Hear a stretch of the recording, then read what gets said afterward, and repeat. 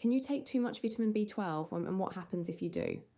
It's a question worth asking because a lot of people supplement with B12, and if your levels come back high on a blood test, it can feel confusing.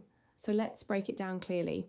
Vitamin B12 is a water-soluble vitamin, which means your body handles excess amounts differently to fat-soluble vitamins. Although the body does maintain its own stores of B12, any excess from supplements is typically excreted through urine. This is one of the key reasons true B12 toxicity from supplements is considered extremely rare. NHS guidance indicates that typical B12 supplement doses used in the UK are generally safe for most healthy adults, but do speak to your GP or pharmacist for advice that's right for you personally. Now, here's where it gets more nuanced. Just because toxicity is rare doesn't mean high B12 levels on a blood test are always nothing to worry about.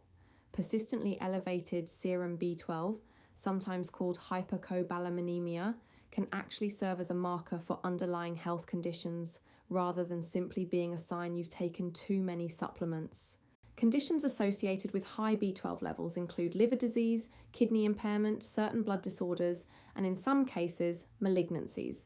So if your B12 comes back unexpectedly high, particularly without a clear reason like recent supplementation or injections, that's worth discussing with your doctor.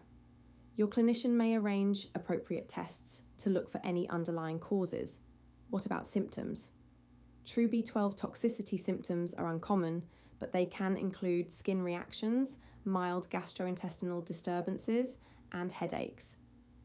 These are more likely to be associated with B12 injections than with oral supplements. If you experience any of these after starting B12 treatment, let your doctor know. One important safety point: if you ever develop difficulty breathing, facial swelling, or a widespread rash after a B12 injection, call 9999 or go to A&E immediately. That could be a sign of a severe allergic reaction and needs urgent attention. In the UK, the standard form of B12 used for intramuscular injections is hydroxycobalamin. If you're receiving B12 injections as part of a prescribed treatment plan, routine monitoring of your serum B12 levels isn't generally required once treatment is established, but your doctor will guide you on what's appropriate for your situation. So if you've had a blood test showing elevated B12 levels, or you're thinking about starting supplements, here's the key takeaway. Speak to your GP or pharmacist. Ask whether your levels need any further investigation, and always follow the guidance you've been given rather than adjusting things on your own. This video is for general information only and isn't a substitute for personalised medical advice. If you're ever unsure, your GP, pharmacist, or NHS 111 are all great places to start.